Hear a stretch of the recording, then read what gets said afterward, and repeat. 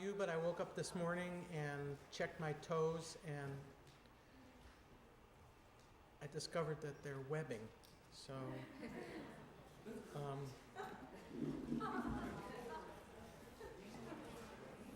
all right. If we're real lucky, the rain will stop by Monday. I heard, though, it's going to go through the middle of the week.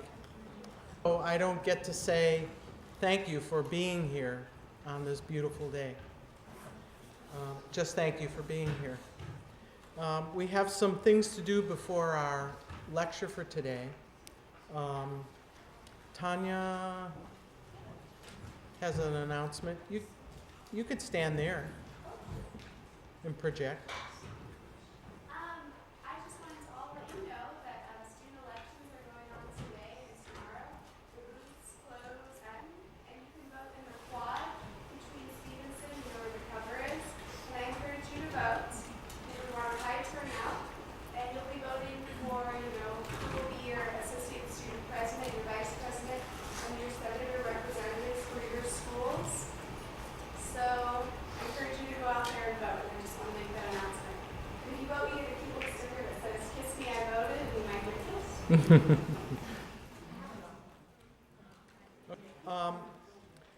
We have started, the Human Rights Club and JUMP have started their efforts in the month of April in support of Darfur and the people who are experiencing genocide in Darfur. And Emily Pellin wants to make an announcement about some of the things that are going on. You got a flyer about some of the events. Emily? So you all got flyers. We did start a darkness campaign. We just want to talk about a few of the events. You can see them all here. Every day from Monday to Thursday from 11 to 1, we are tabling outside of Stevenson. And you can buy these t-shirts that she has on. They come in a few different colors and they're $15. We also have the bracelets and they are $3. And all the proceeds, we're sending them to SaveDarfur.org. And Yes, and we have a couple really fun fundraisers because it involves eating. So the first one is going to be going on for the next week, and this is at Baja Fresh.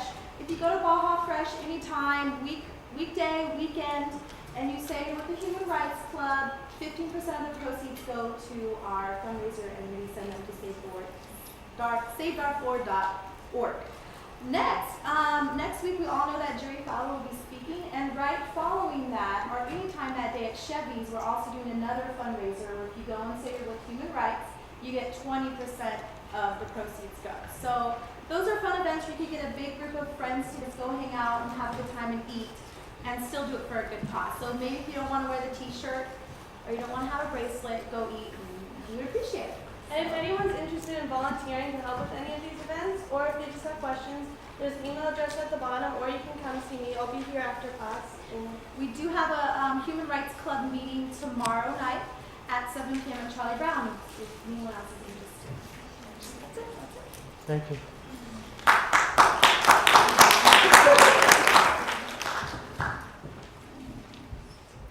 And now we come to the subject of the day.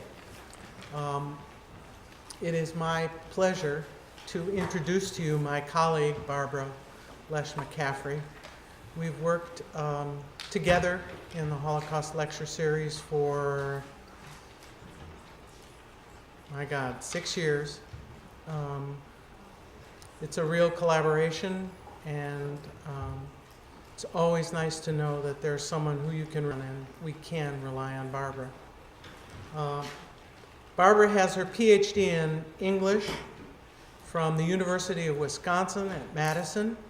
She came to Sonoma State in 1980 and worked as affirmative action officer, not director, officer. I was actually director of, but... Director of affirmative action. Something that's very much on the radar now that the Women's Resource Center and some other things at the student union are under threat. She began teaching full-time in Hutchins in 2000, and she told me, I'll tell them the rest about me. So it's with great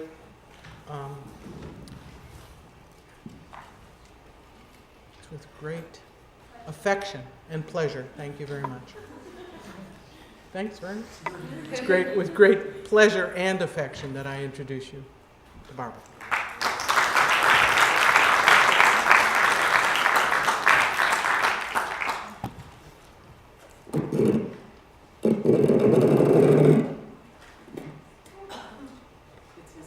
It's hissing. It's not hissing now? Okay, great.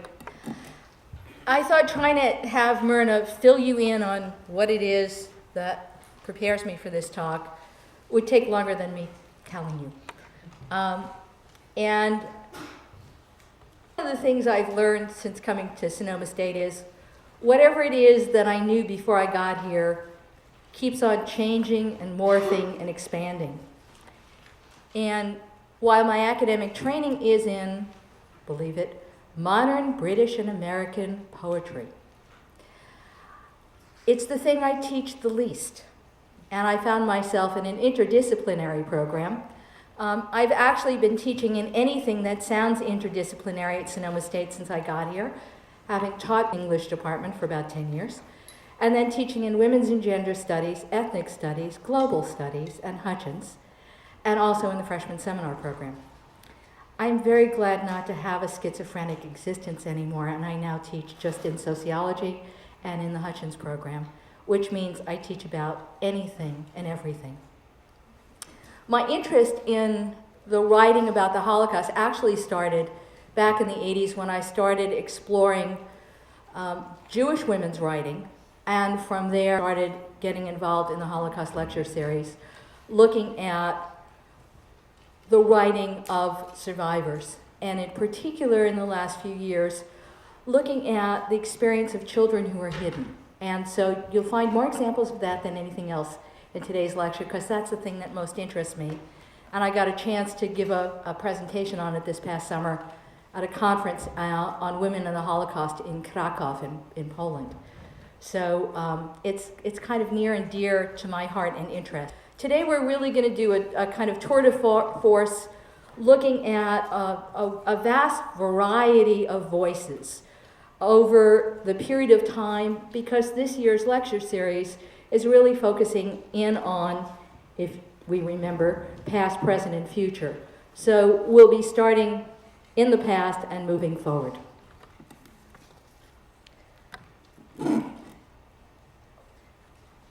The primary focus is on Holocaust literature. We'll be looking at diaries and letters of those who did not survive the genocide of the Jews, as well as poetry, fiction, and nonfiction by those who survived the camps and ghettos, by those who survived by being hidden or by passing as non-Jewish, and by those able to escape before the doors closed. We'll also be exploring the works of those who were alive in other countries during the war, and the subsequent generation of writers, including those of the children of survivors. The focus for today will be on the Holocaust, and at the very end, I'll make some allusions to the writing that we're beginning to see about other genocides in the 20th and 21st centuries. Lillian Kramer, in her introduction to Holocaust literature, an encyclopedia of writers and their work, speaks of it as a literature of witness and mourning, which explores the trauma of its implication on post-war thought. Critic Alvin Rosenfeld, in his essay on the problematics of Holocaust literature, says that Holocaust literature extends so far as to force us to contemplate what may be the fundamental changes in our modes of perception and expression, our altered way of being in the world.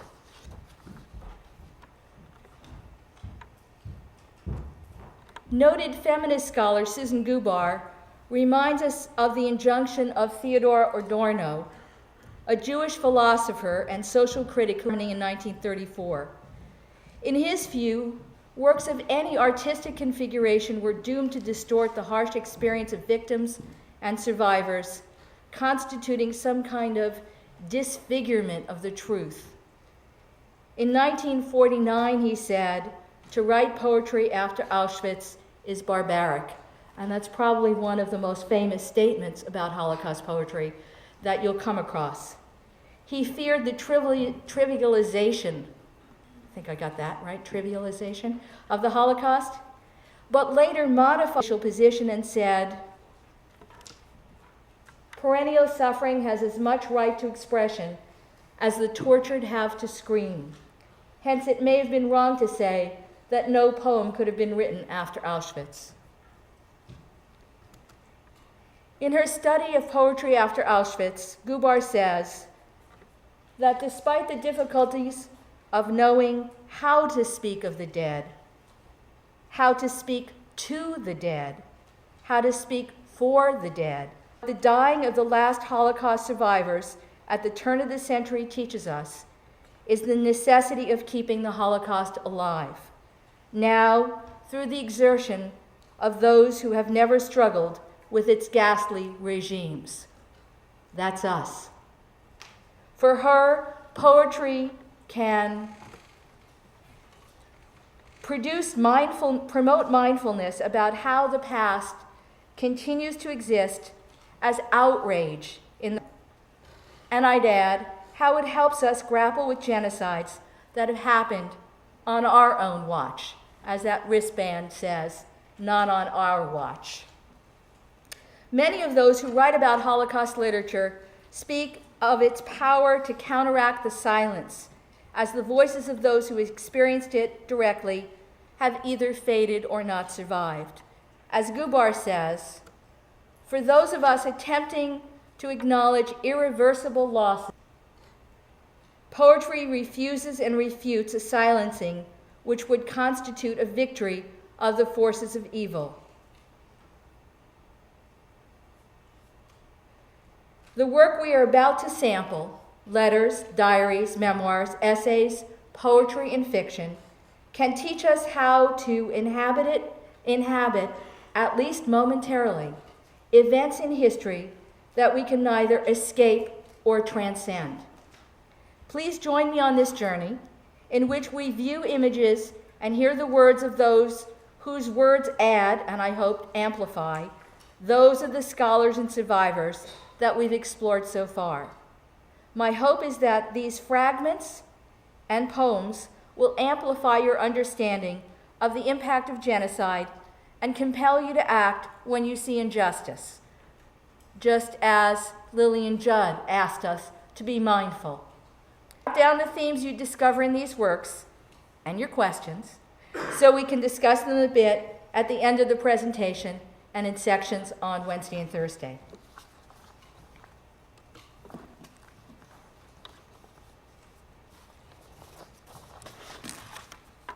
This is a somewhat chronological view, so we're going to start first with the voices of those who didn't survive. Most of us know about Anne Frank. How many of you had ever heard of Eddie Hilsom before you read the material in today's reader? 2? Okay.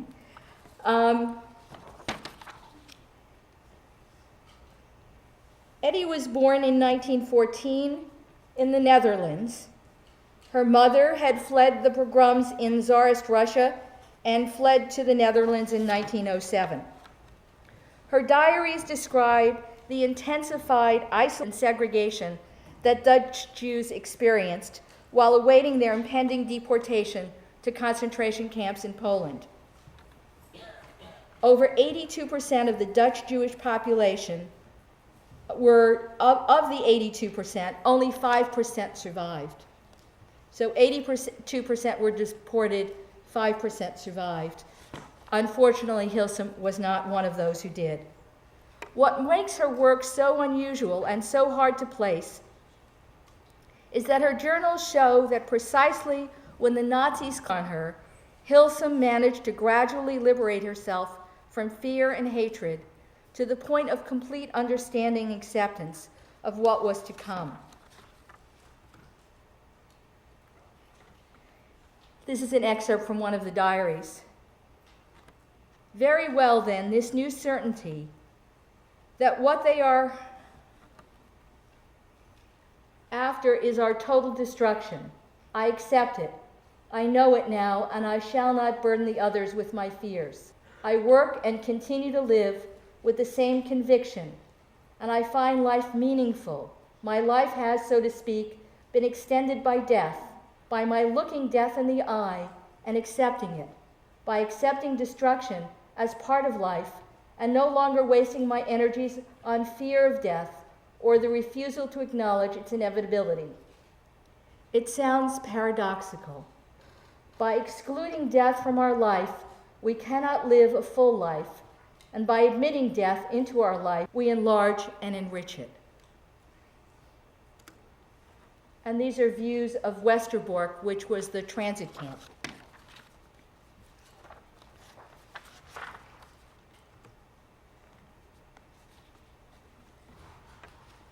The voices of those who survived include probably the most famous writers that are part of the kind of, for those of you who are English majors, canon, the people we all study.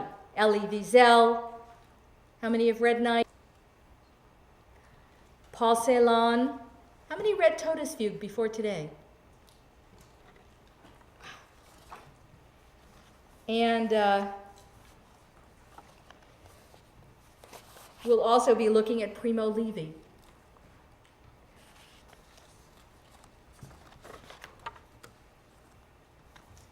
The select Elie Wiesel that I'm including today is not in the reader, but it's a short one, and I think you'll get it on the screen pretty easily. He was born in an area in northwest Romania. When he was 15 years old, he and his family were deported to Auschwitz, which was in 1944. And at the end of the war, he was part of a group of orphans from the concentration camps who were taken to France. While insisting on addressing the Holocaust in its specifically Jewish dimensions, Wiesel has argued that the legacy of the Holocaust compels one to intervene on behalf of victims worldwide, particularly those threatened by state-sponsored persecution. This is an excerpt from Night. Many of you who've read it, it talks about the instance where his father is beaten and dies, and I really want to focus on the next slide. Give you a second to read this. No prayers at his grave. No candles were lit to his memory. His last word was my name, a summons to which I did not respond. I did not weep, and it pained me that I could not weep. But I had no more tears, and in the depths of my being, in the recesses of my weakened conscience, could I have searched it, I might perhaps have found something like free at last. And that free is obviously the description for his father, not himself. And these were some of the barracks bedding in Auschwitz.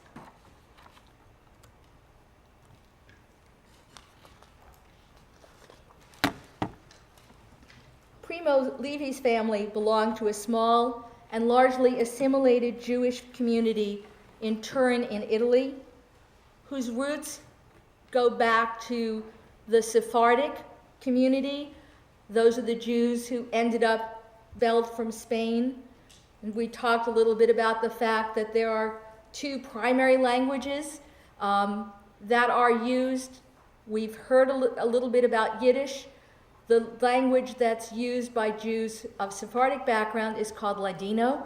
It's a combination of Hebrew and Spanish, just as Yiddish, which we're going to hear a couple of words of shortly, is a combination of German and Hebrew.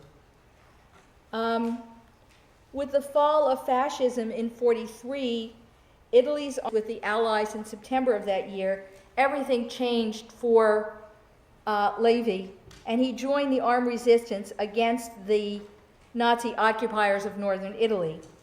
Unfortunately, he was betrayed almost immediately. Preferring to declare himself a Jew rather than risk execution as a partisan, which is kind of interesting that he felt it was safer to be a Jew in that circumstance than to be a resistor. He was deported to Auschwitz and sent to work in a camp where he remained until being liberated by the Red Army in January of 45. Having been left behind and not taken on a death march because he was dying of scarlet fever, but he was able to survive. And this is from Survival in Auschwitz. You who live safe in your warm houses, you who find, returning in the evening, hot food and friendly, consider if this is a man who works in the mud, who does not know peace, who fights for a scrap of bread, who dies because of a yes or a no. Consider if this is a woman without hair and without name, with no more strength to remember, her eyes empty and her womb cold, like a frog in winter. Meditate that this came about. I commend these words to you. Carve them in your hearts at home and in the street, going to bed, rising. Repeat them to your children.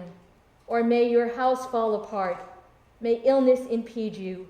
May your children turn their faces from you. What Levy is using here is the melody and wording of an ancient prayer about teaching your children the importance of their religion. He's just turning it around, using different words for us to focus on. So rather than put the teaching of God's word on a signpost on your gate, it's carve them in your hearts and repeat them to your children in case this impending evil would result in them losing their connection with you and their beliefs. We've probably already seen some of these views of Auschwitz. And the work makes you free. See if the technology worked for us. Over the entrance gate.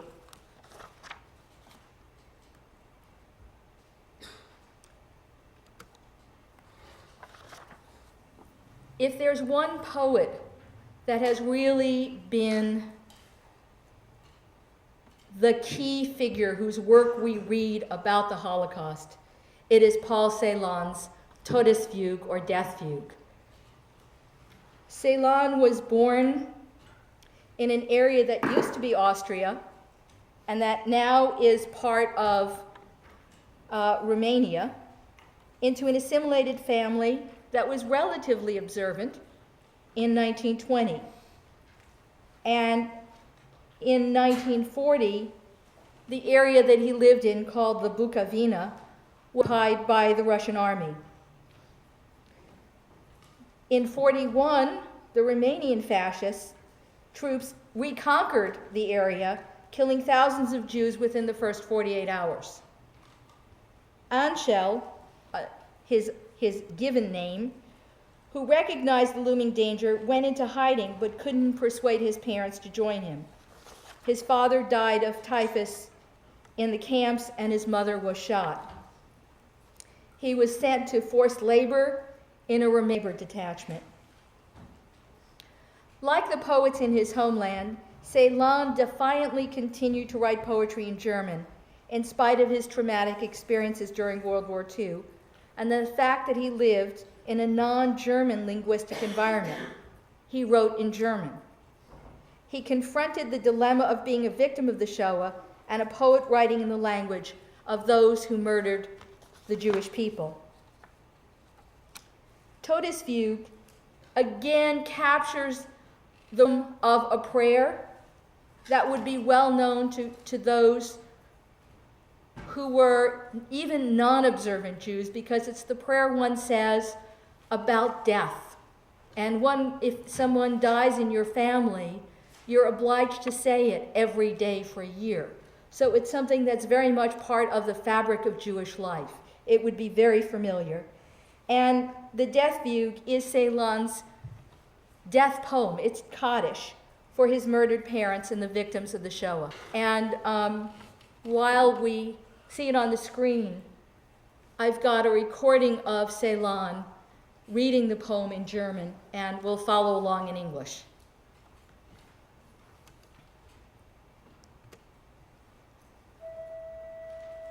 And this is just a little introduction in German. Ich hörte sagen, Gedichte und Prosa von Paul Celan, gelesen vom Autor. Todesfuge. Schwarze Milch der Frühe, wir trinken sie abends, wir trinken sie mittags und morgens, wir trinken sie nachts, wir trinken und trinken. Wir schaufeln ein Grab in den Lüften, da liegt man nicht eng. Ein Mann wohnt im Haus, der spielt mit den Schlangen, der schreibt, wenn er dunkelt nach Deutschland, dein goldenes Haar, Margarete. Er schreibt es und tritt vor das Haus, und es blitzen die Sterne, er pfeift seine Rüden herbei, er pfeift seine Juden hervor, lässt schaufeln ein Grab in der Erde. Er befiehlt uns, spielt auf nun zum Tanz. Schwarze Milch der Frühe, wir trinken dich nachts, wir trinken dich morgens und mittags, wir trinken dich abends, wir trinken und trinken. Ein Mann wohnt im Haus, mit den Schlangen, der schreibt, wenn es dunkelt nach Deutschland, dein goldenes Haar, Margarete, dein aschenes Haar, Sulamit. Wir schaufeln ein Grab in den Lüften, da liegt man nicht eng. Er ruft, stecht tiefer ins Erdreich, ihr einen, ihr anderen spielt weiter zum Tanz auf. Er greift nach dem eisernen Gurt, er schwingt, seine Augen sind blau. Stecht tiefer die Spaten, ihr einen, ihr anderen spielt weiter zum Tanz auf. Schwarze Milch der Frühe, wir trinken dich mittags und morgens, wir trinken dich abends, wir trinken und trinken. Ein Mann wohnt im Haus, dein goldenes Haar, Margarete, dein aschenes Haar, Sulamit, der spielt mit den Schlangen. Er ruft, spielt süßer den Tod, der Tod ist ein Meister aus Deutschland. Er ruft, streicht dunkler die Geigen, dann steigt ihr euch raus in die Luft. Dann habt ihr ein Grab in den Wolken, da liegt man nicht eng. Schwarze Milch der Frühe, wir trinken dich nachts, wir trinken dich mittags, der Tod Meister aus Deutschland. Wir trinken dich abends und morgens, wir trinken und trinken. Der Tod ist ein Meister aus Deutschland, sein Auge ist blau. Er trifft dich mit bleierner Kugel, er trifft dich genau. Ein Mann wohnt im Haus, dein goldenes Haar, Margarete. Er hebt seine Rüden auf uns, er schenkt uns ein Grab in der Luft.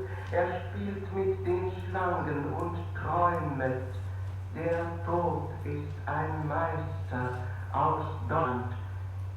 Dein goldenes Haar, Margarete. Dein aschenes Haar, Sulamit.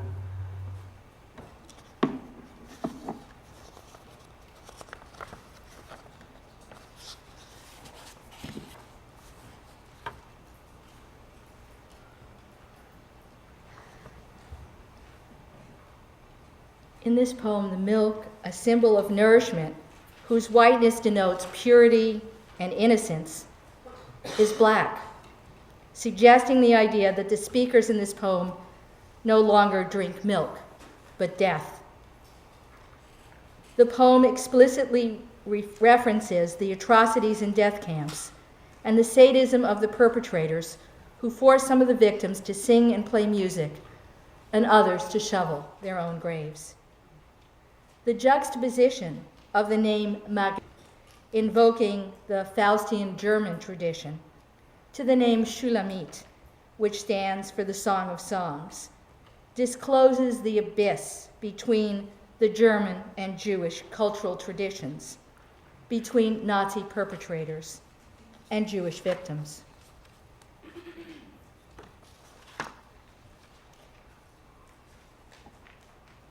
The poem leaves us with a question.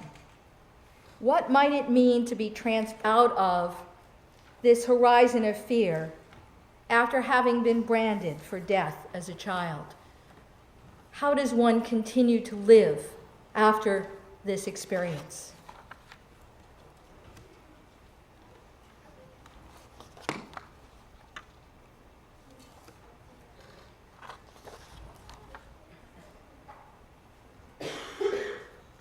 Dan Pages is also from Bukovina and was born in 1930. He'd experienced severe disorientation and loss even before the Holocaust, when his father emigrated to Palestine, and his father died not long after, and his own deportation at the age of 11. Pages' family in Bukovina had been convinced that his father would be unable to support him, and because of this, they did not bother to try to even send him to Palestine, and he thus remained among those Jews who were swept away by Nazism. He was incarcerated for 3 years and spent his early adolescence in concentration camps in Transnistria, which is the territory, now part of Romania, where most of the Jews from that area were deported. For me, his very brief poem has enormous power. Written in pencil in the sealed freight car. Here in this carload I am Eve with my son Abel. If you see my older boy Cain, son of Adam, tell him that I... Would you take a second to write down your responses to this? Just grab a pen, scribble on your piece of paper. If you're in the class, write it on the back of your attendance form. If not, you can write it on the back of the sheet with the events in Darfur. In what way does this poem relate to the story of Adam and Eve and Cain and Abel?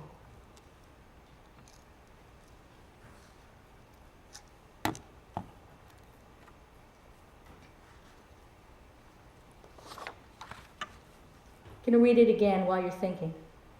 Written in pencil in the sealed freight car. Here in this carload, I am Eve with my son Abel. If you see my older boy Cain, son of Adam, tell him that I...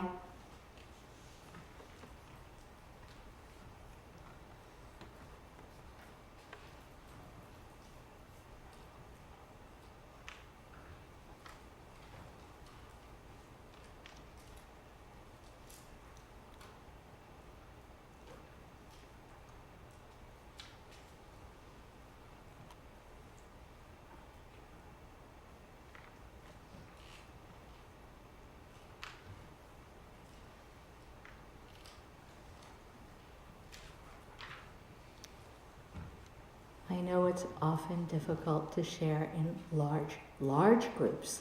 And I know that because I read all of your last week to what was working and what wasn't, and a number of you said it was okay to talk in section, but it was real hard to ask questions in lecture.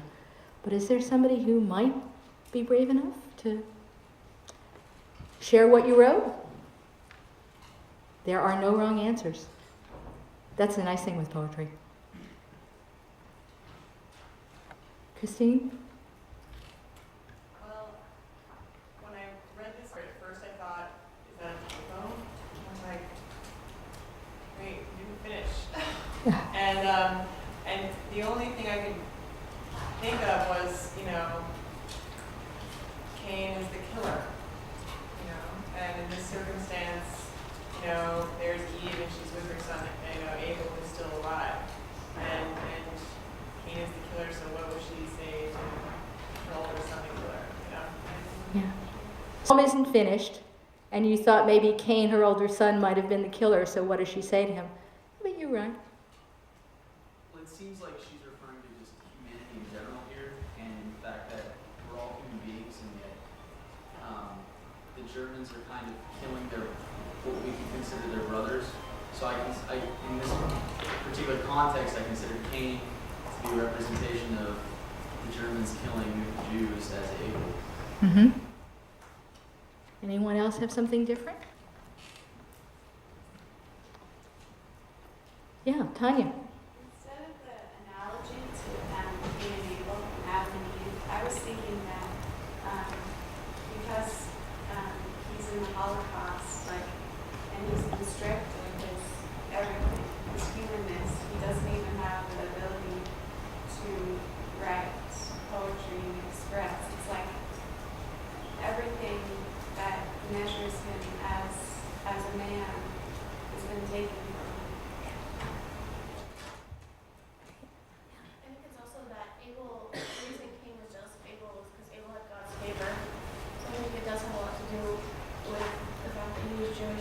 Jewish are the chosen people, and it has a religious aspect to it.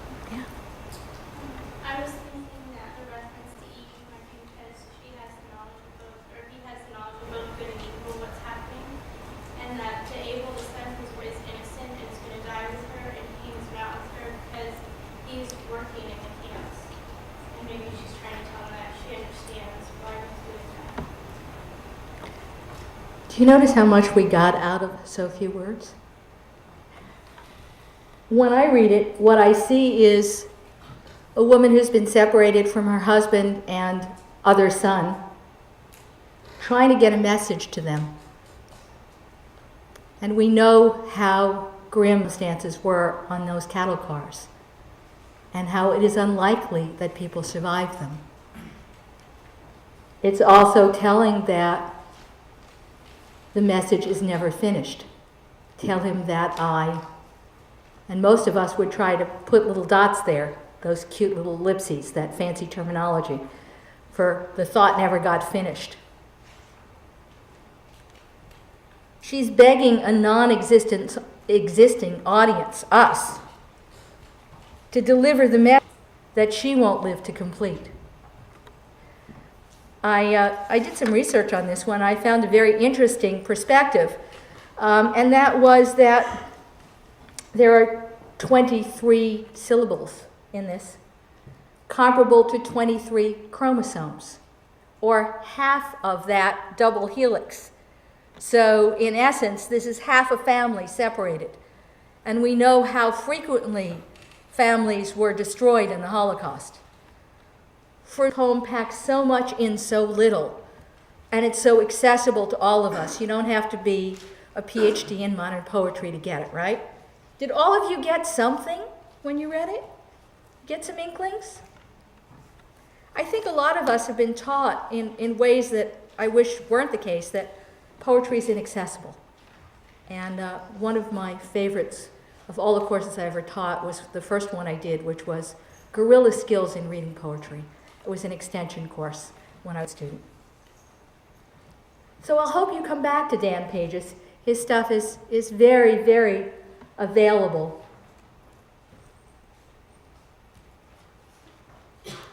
But I want to move on to the voices of those who are hidden.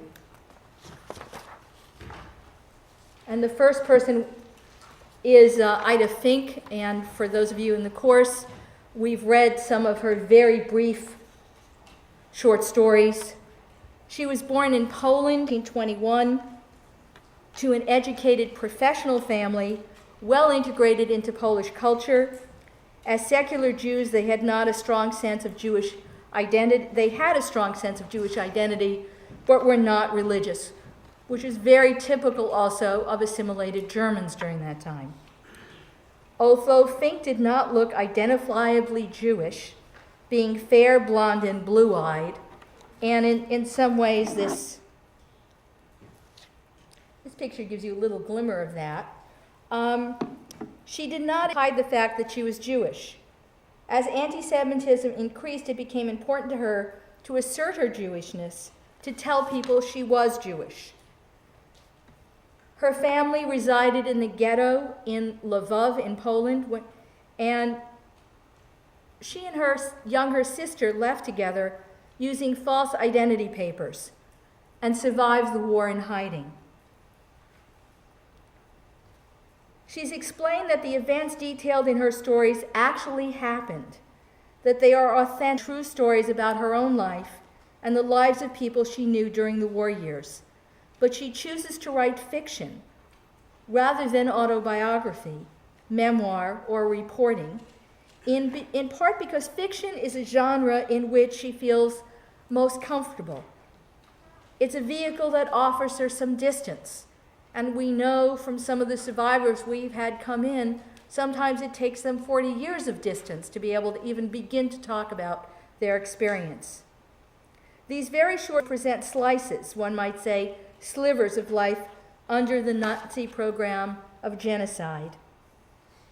Many of Fink's stories isolate the moment when the world unravels, the moment that is, that one realizes that Nazism has radically changed the nature of things, or the moment when one knows that death awaits imminently. And this is a selection from that short story that really no title. It has 5 stars. Hidden in the dark interiors of apartments, with our faces pressed against the window panes, damp from rain and from our rapid breaths, we reprieved until the next time, looked out at the condemned who stood in the marketplace, in the same spot where on fair days the cheerful town erected its stalls. Divided into groups of 4, they were waiting for the command to set out, and the rain kept falling. It didn't stop for 1 minute that night, a night that those who survived will remember as the night of the old men. It was then the old men of the town were already on their way and were passing their homes, and the children and the grandchildren hidden behind the windows. It was then that the door of one of those houses opened, and we saw a woman running across the place. She was thin, covered with a shawl, carrying her huge pregnant belly in front of her. She ran after those who were walking away, her hand raised in a gesture of farewell, and we heard her voice. She was shouting, "Sei gesund, Tata, Tata, sei gesund. Be well, Papa, Papa, be well." And then all of us, hidden in the darkness, began to repeat, "Sei gesund," bidding farewell with words of ones who were walking to their deaths.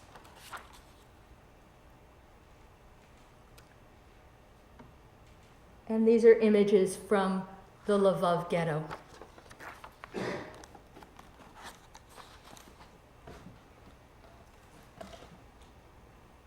Am I going too fast or too slow? Too fast? Just right? Good.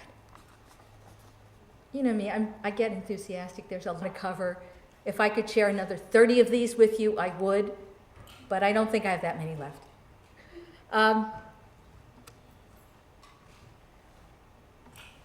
Roma Lagaka this section is not in the readings that I gave you. She was born in 1938 in Krakow, the daughter of Jewish parents. She grew up in the Krakow ghetto and had a red coat, a grandmother that she felt saved her from death. And very different from the girl in the red coat in Schindler's List. A number of you saw Schindler's List, and you know it's almost exclusively black and white, except for the time with the girl in the red dress. It turns out, the red coat, turns out lots of little girls had red coats. It was not uncommon. And this is a contested text, in part because she was so young that others have felt that she's making up. I found it very interesting that the person who attacked her the most was her very own cousin, Roman Polanski. You might know Polanski because he was the person who wrote The Pianist, a film many of you have gotten to see. And so there's interesting friction and tension. But I think even with young children, there are important memories that continue. And what she said was, this was in an interview, for long, Holocaust researchers assumed that the few children to survive were too small to remember. What she said is, it's not true. All of the details are branded in our memories, like a cattle brand. We were never asked. Many remember the atrocities and abuse they experienced at this tender age, but most avoid addressing them. And this is one of her memories. I can still hear the stories the grown-ups told. I won't ever be able to forget. And this is, she was hidden during the war, and this is when people came back after the war. It didn't help putting my hands over my ears, creeping under the bed, or pulling the blanket over my head. There was no escape for us children. They had no pity on us. We were turned into involuntary witnesses by those who were bearing witness. As soon as it got dark outside, the grown-ups would begin to talk about all that they had lived through, about death, about unimaginable atrocities, about... the agonies human beings are capable of inflicting on fellow human beings, and that their victims are able to endure. This was the time for lamentation and for grief, the time for anger and bitterness. After that, the voices of the survivors fell silent, many of them for all time. And our generation, the generation of their children, we too no longer spoke of it. And we'll come back to this again when we look at a little bit of Hayuda's engagement party.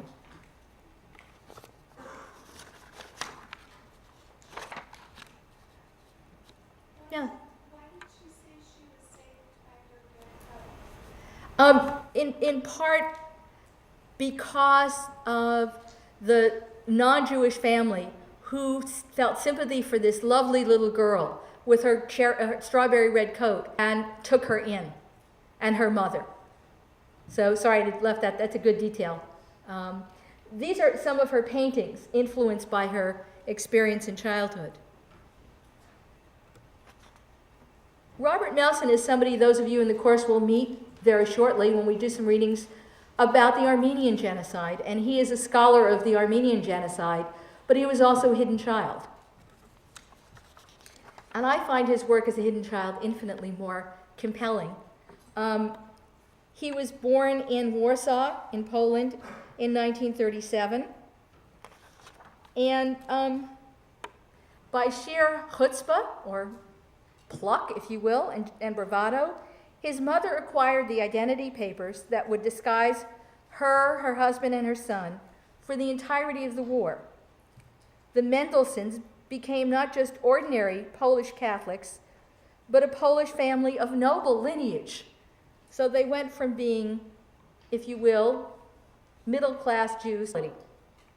Armed with their new lives and their new pasts, the Count and Countess and their son, Count Bobby, took shelter in the shadow of the Nazi machine, hiding day after day in plain sight behind a facade of elegant, good manners and cultivated self-assurance. Melson's father took advantage of his flawless German to build a lucrative business career, not unlike a Schindler. The family acquired beautiful homes in the German quarter of Krakow and Prague, where they had maids and entertained Nazi officials. Not your typical hiding story. And this is a photo of Melson and his mother. They hid this so well that their son didn't know until after the war that he was actually Jewish. And this is a segment from his memoir in which he finds out. It was nearly comical, if the implications had not been so dreadful, that the very false papers, the phony birth certificates, and the Ken Carton that had saved our lives during the Nazi occupation now threatened us with deportation once we fell under Soviet rule.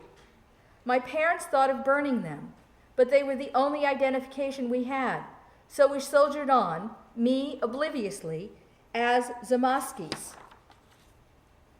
Bogacy, there is something you must know, said Tatusi, while he glanced toward my mother.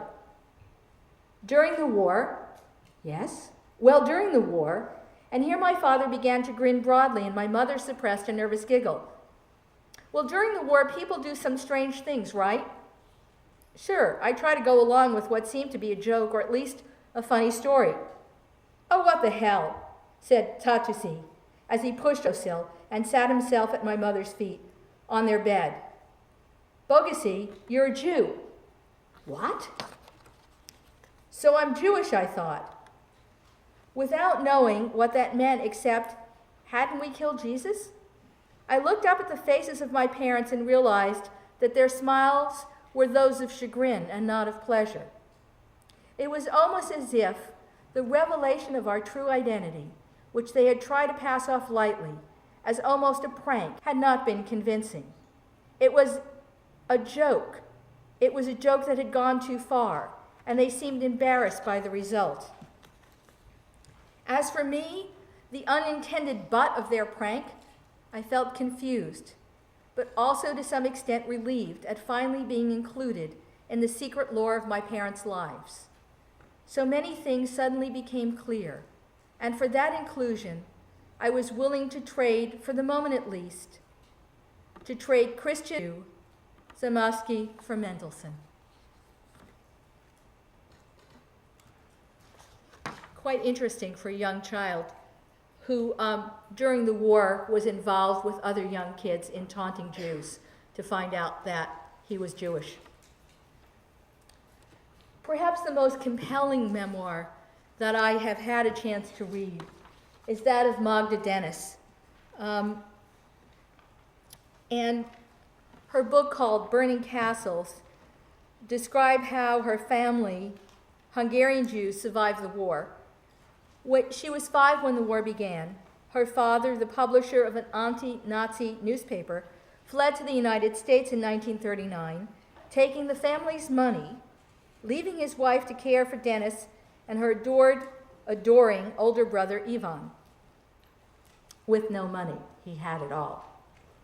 The book describes the family's narrow escapes from Nazi detection, the various hideouts where they stayed once Jews began to be rounded up, and the tedious activity of survival, as she describes it.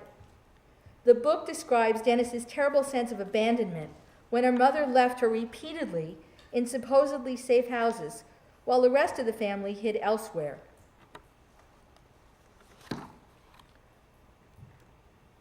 And her story takes place on opposite sides of the river that cuts through Budapest and separates and Pest.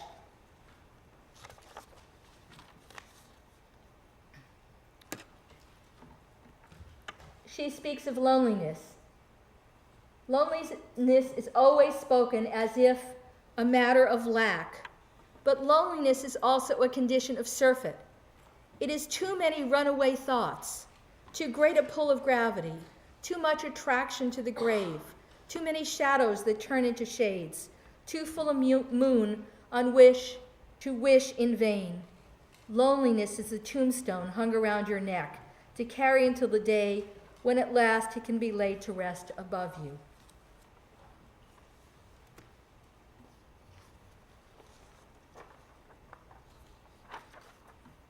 She also talks about fear. When you come down to it, fear is an entertaining emotion.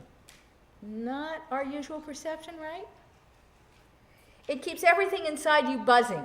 It keeps you taut, tingling, alert, prepared to jump, ready to invent lies, set to overcome odds. Fear contains in itself possibilities of the spectacular. But the most pervasive emotion in me was not terror, it was disbelief. How could all this have happened? How? Could it have been foretold, prevented? My previous life receded. I was only this, a body on a bed. Why should anyone want to harm me? I was disappearing anyway. And one of the things that the family uses throughout their time in hiding is the bus system, these trams. And this is a picture taken from the set of Jacob the Liar, which was set in Budapest during the war.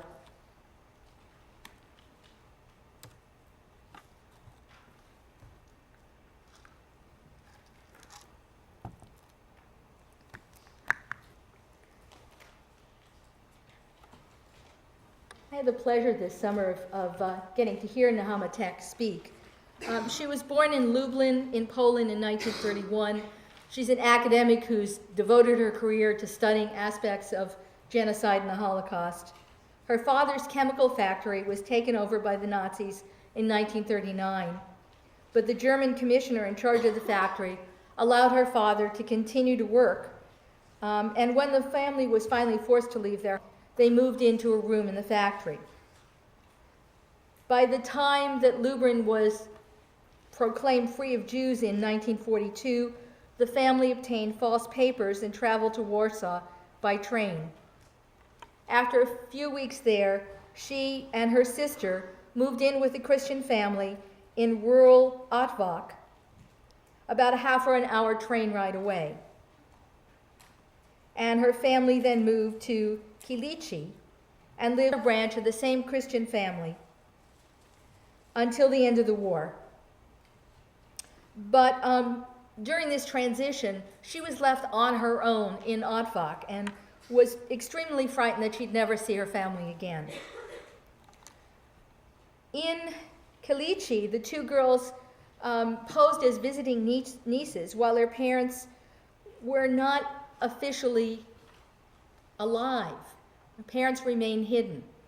Known as Krisia, eventually sold bread on the black market to augment the family's finances. They complied with the wishes of the family that had hidden them and left Kilichi without revealing that they were Jews. Their protectors did not want friends and neighbors to know that they'd helped a Jewish family to survive, and their reasons for doing it were economic. The family kept giving them money, which is some of why this young girl ended up selling bread on the black market, to be able to continue to pay for essentially their survival and room and board. When she returned to Lublin in 1945 after the war, she felt like a stranger in her hometown, which really reminded me of the way Lillian talked about returning home and being told this is no longer your house.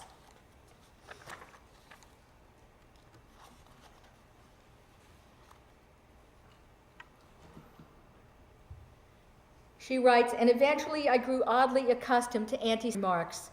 A slow transformation was taking place in me. It was as if, in certain circumstances, I lost track of who I really was and began to see myself as a Pole. I became a double person. Remember, we were dealing with this issue of doubling in Waller? One private and one public. I like my new name. Feeling and believing myself to be Krisia Block made life easier, and I felt less threatened when Jews were mentioned. These inconsistent and powerful emotions continued to battle within me, and I did nothing to reverse the process. In part, I did not know how to reverse it, and in part, I did not want to. Life moved on, and I became increasingly absorbed into my surroundings, and as I did, I offered less and less resistance to what was happening to me. She goes on later, and again as before, I felt an odd confusion of emotions. Fear I was losing touch with my real self, but a kind of pleasure too, because it was so easy to give up and become my newer, safer self. And one of the things that I've been most interested in is what does it take after the war to recover that old self after one has been passing for something different, when one has integrated that into their being.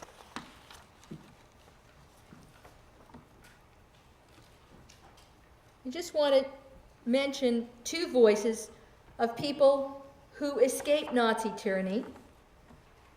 One very famous one, Nellie Sachs,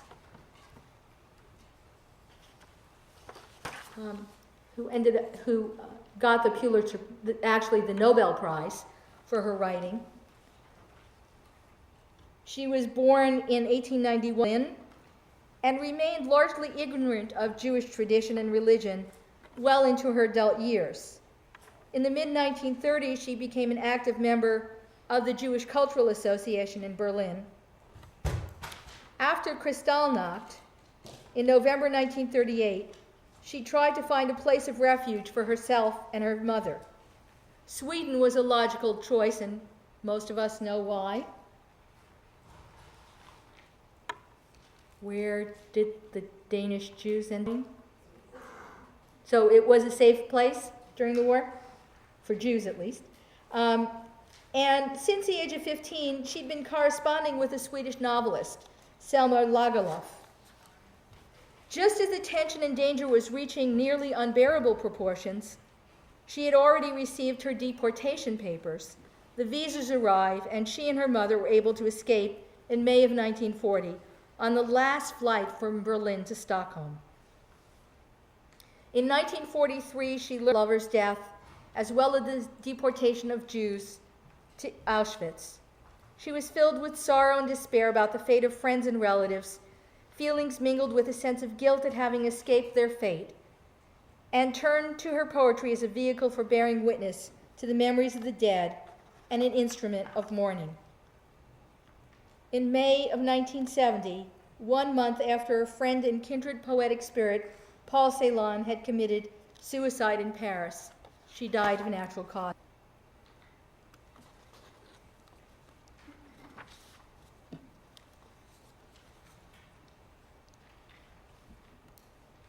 My mother held me by my hand. Then someone raised the knife of parting so that it should not strike me. My mother loosed her hand from mine, and she lightly touched my thighs once more, and her hand was bleeding. After the knife of parting, cut in two each followed, it rose before me with the sun at dawn and began to sharpen itself in my eyes. Wind and water ground in my ear, and every voice of comfort pierced my heart. As I was led to death, I felt in the last moment the unsheathing of the great knife of parting. And we can understand this, obviously, in all the texts that have taught us about the cruelties of being separated during actions or during the roll calls or during the arrivals by train.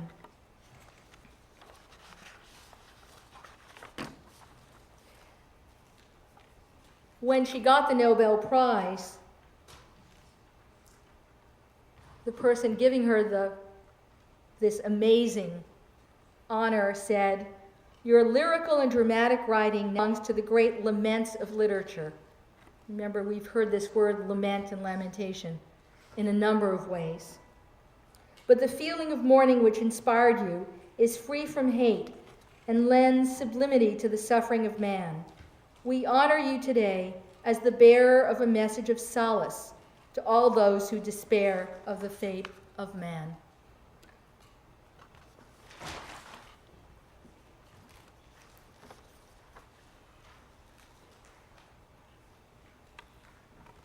At the very end of the semester, we'll have a chance to meet people like Karen Gershon, who were saved as a result of the Kindertransport, where children were taken from Germany and other countries, but predominantly Germany, to England with just a little suitcase and no other possessions, just clothes. The majority of them never to see their families again.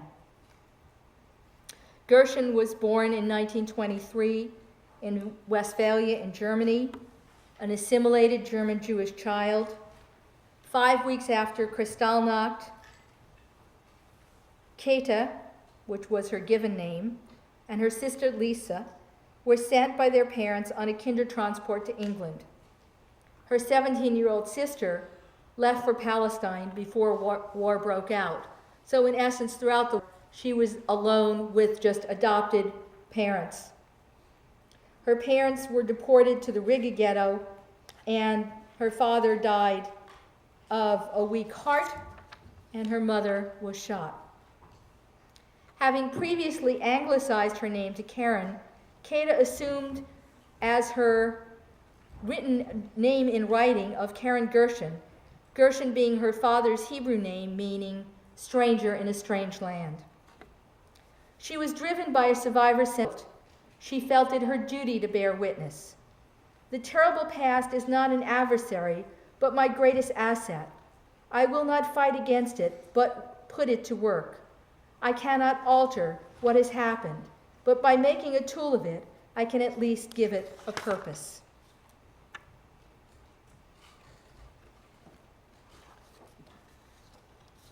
And not only did she write quite a volume of poetry, but also worked to collect the stories, the child survivors, in a very interesting collage. It's no one person's voice is heard. It's her compilation of all of the voices. I was not there. The morning they set out from home, I was not there to comfort them. The dawn was innocent with snow, in mockery. It is not true. The dawn was neutral, was immune. Their shadows threaded it too soon, They were relieved that it had come. It was not there for them. One told me that my father spent a day in prison long ago. He did not tell me that he went. What difference does it make now, when he set out, when he came home? I was not there to comfort him, and now I have no means to know of what I was kept ignorant. Both my parents died in camps. I was not there to comfort them. I was not there. They were alone. My mind refuses to conceive the life, the death they must have known. I must because I live. I could not have saved them from death. The ground is neutral underneath. Every child must leave its home. Time gathers life impartially. I should have spared them nothing, since I was too young. It is not true. They might have lived to succor me, and none shall say in my defense that had I been there to comfort them, it would have made no difference.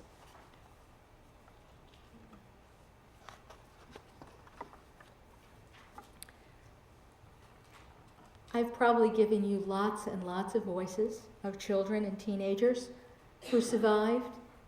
Do you see any common threads in the work that we've been looking at? Any themes that you see?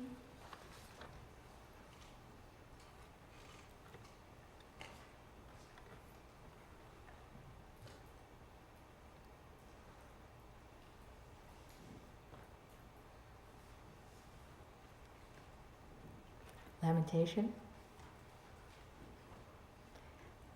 For some, guilt. Any others?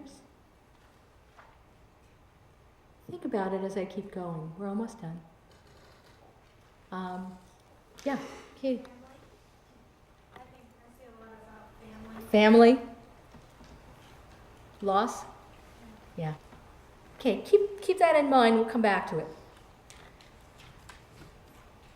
Not only do we have the voices of those who lived and died during this time period in the area that was primarily the focus of Nazi tyranny, but we have voices of those who were contemporaries living outside the sphere of Nazi tyranny in England and the United States and other places in the world. And most of us have read Cynthia Ozik's The Shawl. She wrestles with the moral dilemma of writing about the Holocaust. She was born in New York of Russian Jewish immigrants. Her own youth was marred by taunts of public school classmates calling her a Christ killer, and because she refused to sing Christmas carols at school assembly. And those of us who went to public school in New York, regardless of religion, were expected to sing Christmas carols. It was something that was done. And if you chose not to sing, you marked yourself as different. So I really resonate with that out of my own experience. And we remember this scene at the very end.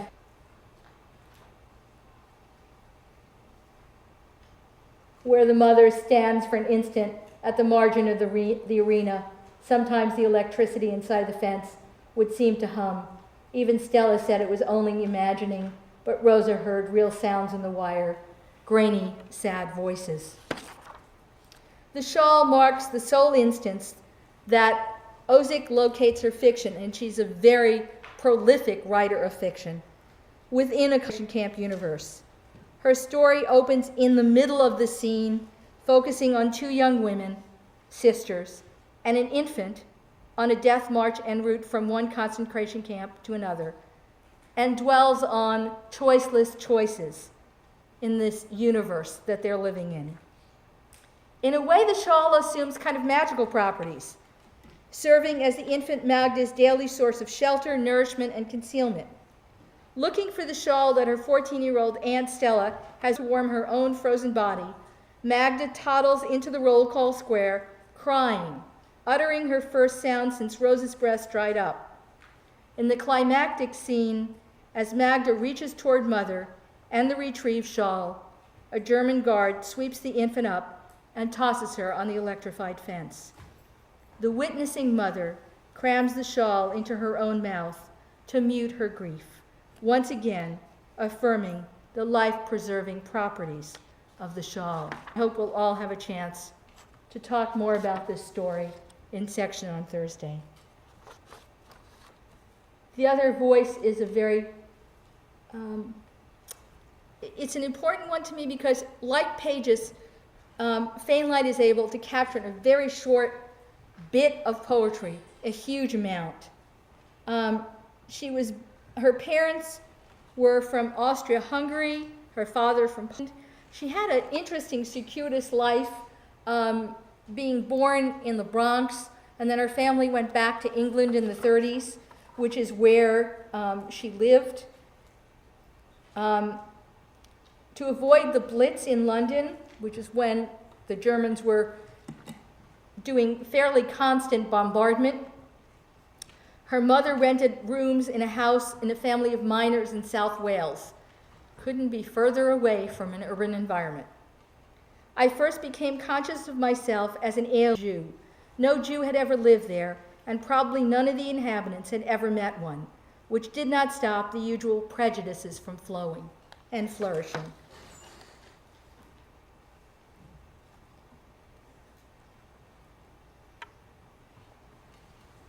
Archive film material.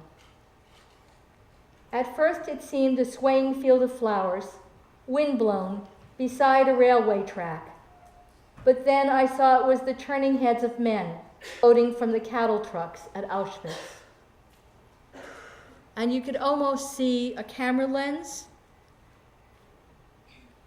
going from a softer focus, and we know the kind of soft focus at the end of the Diary of Anne Frank in that original edition of the beauty, and then you focus in and seeing people who are probably marching to their death. So how she's captured this small moment.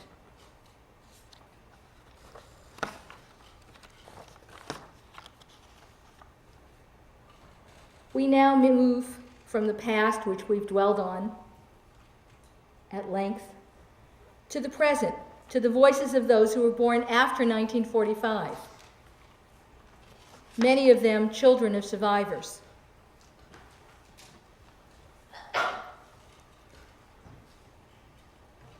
In his study of the writings of descendants of Jewish Holocaust survivors, Melvin says, memory is the mantra of all the institutions that reckon with the Holocaust. But memory is an inaccurate term for anyone who wasn't there. On either side of the barbed wire, Jew or German, thinking about the Holocaust is really an act of the imagination. All we know is how little we know. The only reason the German killed the Jews was because they wanted to. Why? Because. The Holocaust is a black hole that devours light. The more illumination cast upon it, the less you see. The other thing you learn is that you can't realistically render it. If you place yourself in the mass grave, you can't quite drag yourself out of it either. As one writer said, I inherited a suffering to which I had not been subjected. For without having to endure oppression, the identity of the victim was mine. The allotment was inescapable. For them, utter abandonment and anonymous death, and for their spokesperson, sympathy and honor. I owed to the bond of blood this intoxicating power to confuse myself with the martyrs. No trace of them remains, except perhaps my taste for poppy seed bread, scorching hot tea, and the way I hold sugar in my teeth rather than let it dissolve. In other words, how do you cope with the most important events of your life having occurred before born? What does this do to your sense of time, of authenticity?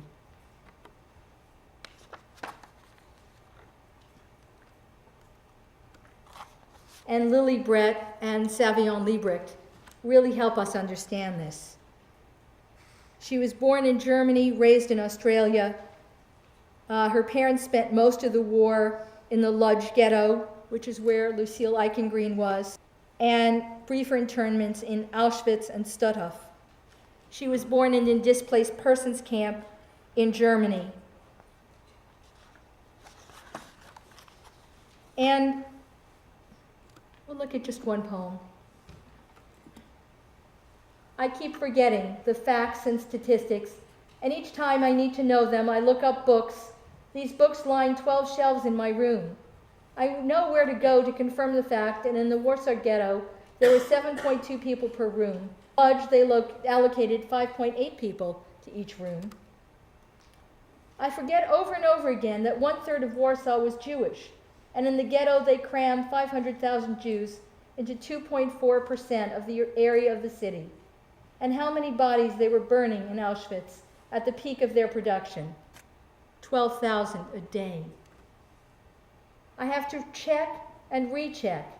And did I dream that at 4 p.m. on the 19th of January, 58,000 emaciated inmates out of Auschwitz? Was I right to remember that in Bergen-Belsen, from the 4th to the 13th of April 1945, 28,000 Jews arrived from other camps? I can remember hundreds and hundreds of phone numbers. Phone numbers I haven't phoned for 20 years are readily accessible. And I can remember people's conversations and what someone's wife said to someone else's husband. What a good memory you have, people tell me.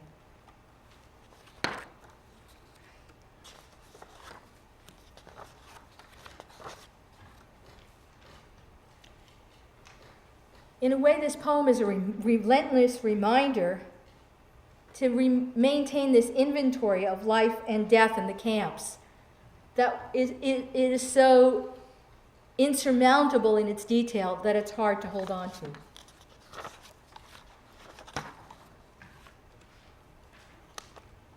We'll skip this one. And we've all been reading Hayuta's Engagement Party. And hopefully we'll have time to talk about the ending of it on Thursday in section. Liebrecht was born in Germany to Holocaust survivors and emigrated to Israel as an infant. Her parents met in a displaced persons camp. They tried under cover of silence to shelter their children from the horrors they'd experienced. Liebrecht says, "The influence of the Holocaust on my work cannot be separated from the influence of the Holocaust on my life. The very subjects which trouble you and inspire you and haunt you as a person are those which are, in all sorts of disguises, going to reveal themselves in your work. And since the Holocaust is the event which, more than any other, has left its marks on my life, it has become a subject of my work." The tension in her writing reveals the pain she experienced as a child of survivors, one born into the Holocaust to parents who were broken, who'd lost everything, including their language, their cultural background, and their optimisms.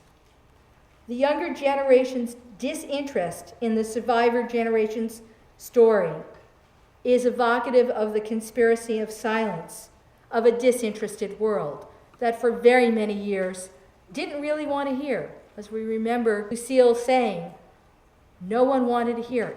They wanted me to go on with my life.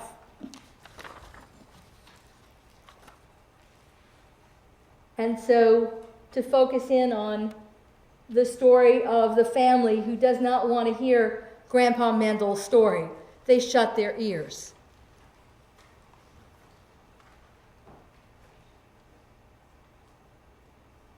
They let him talk, blocking the path to their hearts.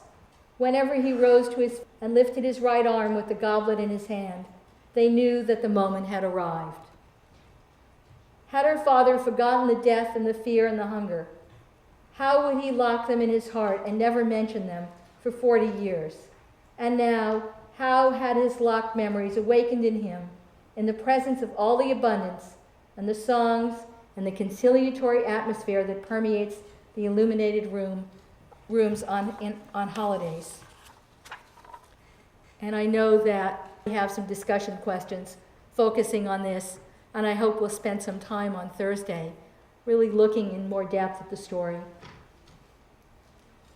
I wanted to end with an unusual voice, Hans-Jörg Stahlschmidt. And he's a psychologist and poet who grew up in Germany in the shadow of the child of a Nazi.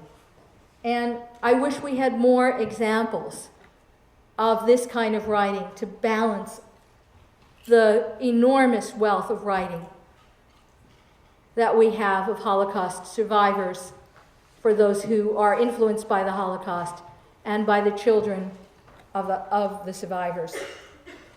He says, when I grew older and went to the university, I, like many students, got involved in fighting patriarchy.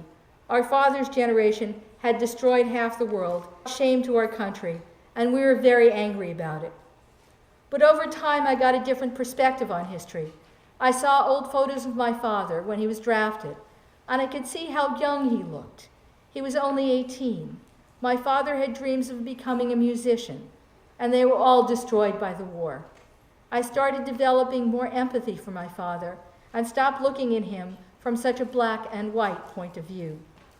My own experience as a parent, I became aware of the incredible sacrifices my parents had made for me. If you could lick my heart. There is no bridge back from Auschwitz, back to the world. We made it up. We try to find tales of good and heroic triumph. We attach hooks and ropes to the bottomless abyss of evil. But the ones who survived helplessly watching their brother or child murdered were never again at home in the world. Tadeusz Borowski, Jean Amri, Paul Celan, the list is longer than Schindler's. So let us be careful to know that we are the ones who were not there, that we are the ones who put words where there was nothing, put a light where there was only an unending starless night, put hope in that place where human hair piled up to a mountain of despair, which God's hand never crushed, but remained motionless behind the smoke clouds. Our imagining can barely touch the outer reaches of those experiences, but it allows us to dilute the deadly waters of that truth. You asked me for my impressions, Itzhak Zuckerman, a leader of the Warsaw Ghetto uprising, replied. If you could lick my heart, it would poison you.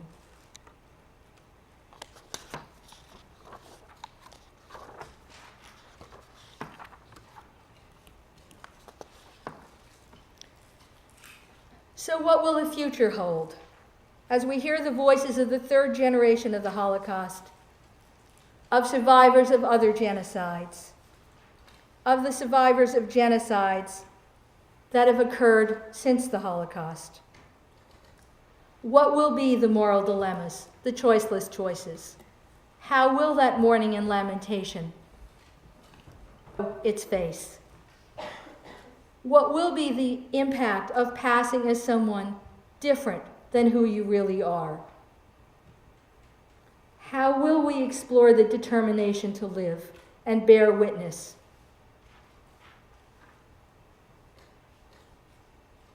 How will families be affected? The generations, not just the ones directly impacted. What will be the legacies, personal, professional, societal, of survival? Will there still be memories kept alive by the children of survivors, by the children of perpetrators? I just wanted to end with some images of Armenia, Rwanda, and the genocide in Darfur that we'll be next week to hear Jerry Fowler speak about.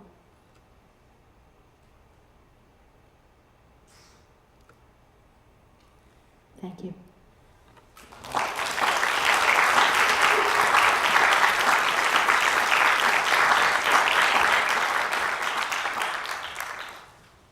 Questions? I've kept you a long time today. Christine. Well, you talked about survivor's guilt, and we heard so much about how there's so many survivors who try to pretend that